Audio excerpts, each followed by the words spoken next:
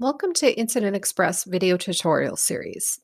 In this video, we are going to explore the user dashboard. When you log into Incident Xpress, the dashboard is the first screen to pop up. By default, this screen will show you all of your different incident categories. So that's your draft incidents, open incidents, and closed incidents. Draft incidents are incidents that are still being edited by yourself. Therefore, they haven't been saved to the system and are not searchable by other users. Once you save a draft incident, it moves into the open incident status. So these incidents are still incidents that are being investigated or still have details to be documented. Once an open incident is closed, then it moves into the closed incident status. Let's pop into the draft incidents and take a look at the list format. So here you can see all of the draft incidents that were entered by this user, John Ryan. In this list format, we can see the incident number, we can see the date that it was created, and we can see the last modified date. We can also see the incident class, category, subcategory, or type, who the incident was entered by, and the status of that particular incident. The actions column over here gives you different options for actions. Because these are draft incidents, every user will have the ability to delete a draft. If it moves to an open incident, you will have to have special privileges in order to delete an incident. Usually that privilege is reserved for system administrators only.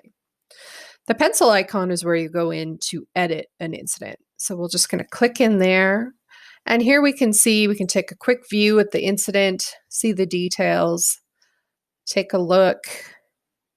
If we think this is good and we want it to move into an open incident, so an incident that can be searchable within the system, basically, we'll just click on the edit button, we'll pop down to save, and now that's going to move that incident from draft incidents over to open incidents. So here was the incident that we just saved. Let's see here. That was incident 156, security suspicious package. So when we click in here, once again, we'll click on view, and here we can see the incident that we just saved. So if we decide, okay, this is actually good, this has been closed out, what we do is pop back into edit, down to the bottom again, and we just simply click close incident.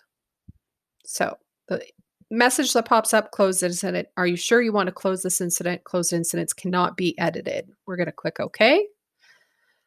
We're going to close this incident by this particular user. And now we see that it is no longer in the open incident list, and we're going to pop over to the closed incident list. So there it is, 156, over to closed. When an incident has been closed, the actions column changes. So basically, according to the message that was given to us, there is no ability to edit a closed incident unless you have specific privileges. Once again, usually reserved for the system admin. But you are able to pop in and take a look around that incident. So if we just take a quick look, it opens into a view, and we can see the details of this particular incident. So we'll just close out of there and close down that particular list field. I'm going to show you a couple other really cool features in the list view. So this is all of our open incidents. As you can see, we have quite a few incidents open at this time for this user, John Ryan. So we're going to pop back up here, and we're going to actually click on this adjust columns icon. So we click there. What you can see is here are the different fields that we're able to load up into the list view, so we can see the different fields populate within that view itself. So if we wanted to add location and summary to our list view, we would just check these off super quick, click on close, and then we can see that the location and the summary fields have now been added here. Another really great feature is this export to Excel button. So if we wanted to take this particular list view and export it to Excel, we would just click on this export to Excel, and basically it opens up into a CSV file, and you can adjust the columns as you wish and do further analysis that way. So we'll just close down out of here.